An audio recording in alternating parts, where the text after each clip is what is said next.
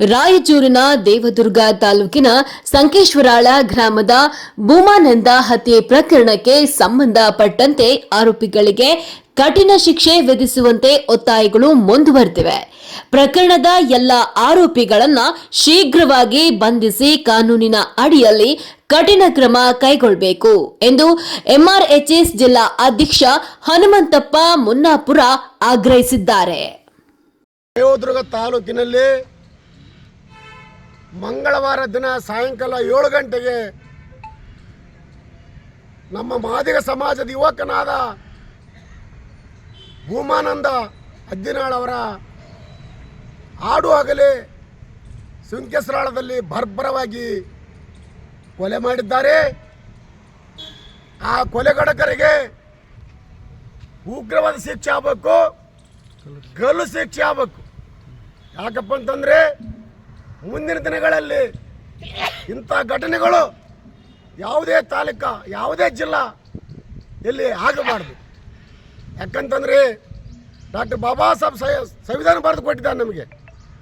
ಆ ಸಂವಿಧಾನದಲ್ಲಿ ನಾವು ಹೋರಾಟ ಮಾಡಿ ನ್ಯಾಯ ಕೇಳ್ತೀವಿ. ನ್ಯಾಯ ಕೇಳೋರಿಗೇನಪ್ಪ ಅಂತಂದ್ರೆ ಇವತ್ತಿನ ದಿನ ಗೋಮುಖ ವ್ಯಾಘ್ರಿಗಳು ಹಾಡುವಾಗಲೇ ರಸ್ತೆ ಮಧ್ಯೆಯಲ್ಲಿ ಕೊಂದಿದ್ದಾರೆ. ನೋಡಿ ಯಾವ ಪರಿಸ್ಥಿತಿಯಲ್ಲಿ ನಾವು ದಲಿತರು ಬದುಕಕತ್ತೀವಿ. ರಾಯಚೂರಿನಲ್ಲಿ ಸುದ್ದಿಗೋಷ್ಠಿ ನಡೆಸಿ ಮಾತನಾಡಿದ ಎಂಆರ್ಎಚ್ಎಸ್ ಜಿಲ್ಲಾ ಅಧ್ಯಕ್ಷ ಹನುಮಂತಪ್ಪ ಮುನ್ನಾಪುರ, ಆಗಸ್ಟ್ 4ರಂದು ನಡೆದ ಭೂಮಾನಂದ ಹತ್ಯೆ ಪ್ರಕರಣದ ಬಳಿಕ ಪೊಲೀಸ್ ಅಧಿಕಾರಿಗಳನ್ನ ಭೇಟಿ ಮಾಡಿ ಆರೋಪಿಗಳನ್ನ ತಕ್ಷಣ ಬಂಧಿಸುವಂತೆ ಮನವಿ ಮಾಡಲಾಗಿತ್ತು ಎಂದರು. ಇನ್ನು ಈಗಾಗಲೇ 4ರನ್ನ ಬಂಧಿಸಿರುವ ಪೊಲೀಸರು ಉಳಿದ ಆರೋಪಿಗಳನ್ನ ಶೀಘ್ರದಲ್ಲೇ ಬಂಧಿಸುವ ಭರವಸೆಯನ್ನ ನೀಡಿದ್ದಾರೆ ಎಂದು ತಿಳಿಸಿದರು. ಆಳುವಂತ ಸರ್ಕಾರ ಇಲ್ಲಿಯವರೆಗೆ ಈ ರಾಜ್ಯದ ಗೃಹ ಮಂತ್ರಿ ಆಗಿರ್ತಕ್ಕಂಥ ಪ್ರಿಯಾಂಕ ಖರ್ಗೆ ಅವರು ಆ ನೊಂದಂತ ಕುಟುಂಬಕ್ಕೆ ಹೋಗಿ ಸ್ವಂತಾನ ಕೂಡ ಹೇಳಿಲ್ಲ. ಒಬ್ಬ ದಲಿತ ಮಂತ್ರಿಯಾಗಿ ಅವರಿಗೆ ನಾಚಿಕೆ ಆಗಬೇಕು. ಇಂಥ ಘಟನೆಗಳು ನಡೆದಾಗ ಹೋಗಿ ಅವರ ಕಣ್ಣೀರು ಒರೆಸುವಂಥ ಕೆಲಸ ಅವರು ಮಾಡಿದಾಗ ಮಾತ್ರ ಒಳ್ಳೆಯ ರಾಜಕಾರಣ ಅಂತೇಳಿ ನಾವು ಹೇಳ್ಕೊಂತೀವಿ. ಆದರೆ ಇವತ್ತಿನ ದಿನ ಯಾವುದೇ ಒಬ್ಬ ಶಾಸಕರಾಗಲಿ MP ಆಗಲಿ ಯಾರೂ ಹೋಗಿಲ್ಲ. ನಾವು ಏನು ಹೇಳಕ್ಕೆ ಬಯಸ್ತೀವಿ ಅಂತಂದರೆ, ನೀವು MP MLA ಆದವರು ಈ ದೇಶಕ್ಕೆ ಸಂವಿಧಾನ ಕೊಟ್ಟಂಥ ಡಾಕ್ಟರ್ ಬಾಬಾ ಸಾಹೇಬ್ ಅಂಬೇಡ್ಕರ್ ಅವರ ಸಂವಿಧಾನದ ಅಡಿಯಲ್ಲಿ ಅಧಿಕಾರ ಚಲಾಯಿಸ್ತೀರಿ. ನಿಮಗೆ ನಾವೆಲ್ಲ ಸಮಾಜದವರು ಓಟ್ ಹಾಕಿ ಗೆಲ್ಲಿಸಿ ಉನ್ನತವಾದ ಸ್ಥಾನಮಾನಕ್ಕೆ ಹೋಗ್ತೀರಿ.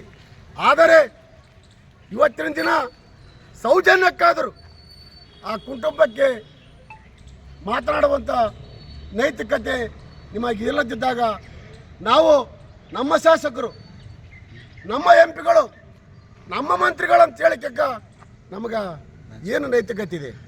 ಹಾಗಾಗಿ ಉದಾಹರಣೆಗೆ 1.5 ವರ್ಷ ಹಿಂದುಗಡೆ ಮಾಲೂಯಿ ತಾಲೂಕಿನಲ್ಲಿ ಕೂಡ ಹಾಡು ಹಗಲೇ ಬೆಳಗ್ಗೆ 6 ಗಂಟೆಗೆ ಪ್ರಸಾದನನ್ನು ಕೊಚ್ಚಿ ಕೊಲೆ ಮಾಡಿದರು. ನಾವು ಹಲವಾರು ಹೋರಾಟ ಕೂಡ ಮಾಡಿದ್ದೀವಿ. ಆ ಆರೋಪಗಳನ್ನು ಶೀಘ್ರವಾಗಿ ಬಂಧಿಸಬೇಕಂತೇಳಿ ಹೋರಾಟ ಮಾಡಿದ್ರು ಕೂಡ ಅಲ್ಲಿ ಸೂಕ್ತವಾದ ತನಿಖೆ ಆಗಲಿಲ್ಲ. ಇನ್ನು ಮೃತ ಭೂಮಾನಂದ ಅವರ ಕುಟುಂಬವನ್ನ ರಾಜ್ಯ ಸರ್ಕಾರದ ಸಚಿವರು ಹಾಗೂ ಜಿಲ್ಲೆಯ ಜನಪ್ರತಿನಿಧಿಗಳು ಇನ್ನೂ ಭೇಟಿ ಮಾಡದೇ ಇರುವುದು ಖಂಡನೀಯ ಎಂದು ಟೀಕಿಸಿದರು.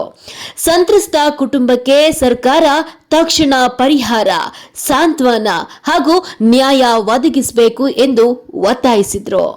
ಸಂವಿಧಾನ ಮತ್ತು ಕಾನೂನಿನ ಮೇಲೆ ಸಂಪೂರ್ಣ ನಂಬಿಕೆ ಇದೆ. ಈ ಪ್ರಕರಣದ ಎಲ್ಲ ಆರೋಪಿಗಳಿಗೆ ಕಾನೂನಿನ ಪ್ರಕಾರ ಅತ್ಯಂತ ಕಠಿಣ ಶಿಕ್ಷೆ ವಿಧಿಸುವ ಮೂಲಕ ಸಮಾಜಕ್ಕೆ ಬಲವಾದ ಸಂದೇಶ ನೀಡಬೇಕು ಎಂದು ಆಗ್ರಹಿಸಿದರು. ಇನ್ನು ಸುದ್ದಿಗೋಷ್ಠಿಯಲ್ಲಿ ಶ್ರೀಶೈಲ, ಲಕ್ಷ್ಮಣ್ ಮಸರಕಲ್, ರಂಗಪ್ಪ ಕಟ್ಟಿಮನೆ, ಚನ್ನಬಸಪ್ಪ ಭಂಡಾರಿ ಸೇರಿದಂತೆ ಹಲವರು ಉಪಸ್ಥಿತರಿದ್ದರು. ಆ ನೊಂದಂತ ಕುಟುಂಬ ಇನ್ನುವರೆಗೆ ನರಳುತ್ತಾ ಇದೆ. ಆ ಥರ ನಮ್ಮ ದೇವದುರ್ಗದಲ್ಲಿ ಆದ ಘಟನೆಗೆ ಕಾನೂನು ಭಾಳ ಕಠಿಣವಾದ ಕಾನೂನು ಜರುಗಿಸಬೇಕು. ಅಂದಾಗ ಮಾತ್ರ ಸರ್ಕಾರ ನಮಗೆ ನ್ಯಾಯ ಕೊಟ್ಟಿದೆ ಅಂತ ಹೇಳಿಕೆ ನಾವು ಹೆಮ್ಮೆ ಪಡ್ತೀವಿ. ಆದರೆ ಇಲ್ಲಿಯವರೆಗೂ ಮಾನ್ಯ ಜಿಲ್ಲಾಧಿಕಾರಿಯವರು ಕೂಡ ಆ ಕುಟುಂಬಕ್ಕೆ ಭೇಟಿ ಕೊಡ್ಬೋದಾಗಿತ್ತು, ಕೊಟ್ಟಿಲ್ಲ. ಮಾನ್ಯ ಸಮಾಜ ಕಲ್ಯಾಣ ಅಧಿಕಾರಿಗಳು ಕೂಡ ಬಂದಿದ್ದಾರೆ, SP ಅವರು ಕೂಡ ಬಂದಿದ್ದಾರೆ. ಇನ್ನೂ 4 ಜನ ಆರೋಪಿಗಳು ಪರಾರಿಯಾಗಿದ್ದಾರೆ. ಅವರನ್ನು ಕೂಡ ಬಂಧಿಸಬೇಕಂತೇಳಿ ನಾವೆಲ್ಲ ಪ್ರಗತಿಪರ ಹೋರಾಟಗಾರರು ಖಂಡಿಸುತ್ತೇವೆ. ಯಾಕಂತಂದರೆ ಈ ಕುಟುಂಬ ಇವತ್ತಿನ ದಿನ ಅವ ಭೂಮಾನಂದನ ಹೆಂಡತಿ 8 ತಿಂಗಳ ಗರ್ಭಿಣಿ, 2 ಹೆಣ್ಣು ಮಕ್ಕಳಿದ್ದಾವೆ. ಒಂದು 10 ವರ್ಷದ ಹೆಣ್ಣು ಮಗು, ಒಂದು 6 ವರ್ಷದ ಹೆಣ್ಣು ಮಗು. ತಂದಿನ ಕಳ್ಕೊಂಡು ಇವತ್ತಿನ ನರಳುತ್ತಿದ್ದಾವೆ ಮನೆಯಲ್ಲಿ. ಆ ಹೊಟ್ಟೆ ಇರ್ತಕ್ಕಂಥ ಮಗನೂ ಕೂಡ ಆ ಅಮ್ಮ ಚಿಂತೆಗೀಡಾಗಿ ಆ ಅಮ್ಮ ಕೂಡ ಏನಾಗ್ತಾಳೋ ಎಂಬ ಭಯ ಕೂಡ ನಮಗೆ ಕಾಡುತ್ತಿದೆ.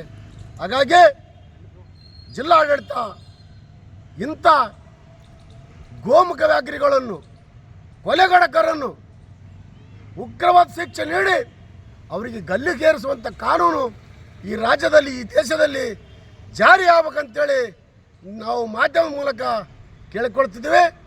ನಮ್ಮ ಶ್ರೀಮಂತಪ್ಪ ಮನ್ನಾಪುರಿ ಅಂತೇಳಿ ಮತ್ತು ಅದೇ ರೀತಿಯಾಗಿ ಸಮಾಜ ಕಲ್ಯಾಣ ಇಲಾಖೆ ಆ ನೊಂದ ಕುಟುಂಬಕ್ಕೆ, ಆ ಕುಟುಂಬದಲ್ಲಿ ಒಬ್ಬರನ್ನು ಸರ್ಕಾರಿ ಹುದ್ದೆಗೆ ನೇಮಕ ಮಾಡಿಕೊಳ್ಬೇಕು ಮತ್ತು 1 ಕೋಟಿ ರೂಪಾಯಿ ಪರಿಹಾರವನ್ನು ನೀಡಬೇಕಂತೇಳಿ ಸಮಾಜ ಕಲ್ಯಾಣ ಇಲಾಖೆ ಅಧಿಕಾರಿಗಳಿಗೆ ನಾವು ಕೇಳಿಕೊಳ್ತೀವಿ. ಮತ್ತು ಇಂದು ಇಂಥ ಘಟನೆಗಳು ಮರುಕಳಿಸದ ಹಾಗೆ ಕಠಿಣವಾದ ಕಾನೂನು ಜರುಗಿಸಬೇಕಂತೇಳಿ ಮಾನ್ಯ ಗೃಹ ಇಲಾಖೆಯವರಿಗೆ ನಾವು ಕೇಳಿಕೊಳ್ತಿದ್ದೀವಿ. ಈ ಒಂದು ಪತ್ರಿಕಾಗೋಷ್ಠಿಯಲ್ಲಿ ನಮ್ಮ ಜೊತೆ ಸಿರಿಸೈಲ್ ಅವರು, ರಂಗಪ್ಪ ಒಣಕುಣಿಯವರು, ಲಕ್ಷ್ಮಣ ಬಸರ್ಕಲ್ಲವರು ಮತ್ತು ಚನ್ನಬಸವ ಚಿಕ್ಕವಣಕುಣಿಯವರು ಉಪಸ್ಥಿತರಿದ್ದಾರೆ. ಈ ಒಂದು ಮಾಧ್ಯಮದ ಮೂಲಕ ನಾವು ಸರ್ಕಾರಕ್ಕೆ ಎಚ್ಚರಿಸುತ್ತಿದ್ದೇವೆ.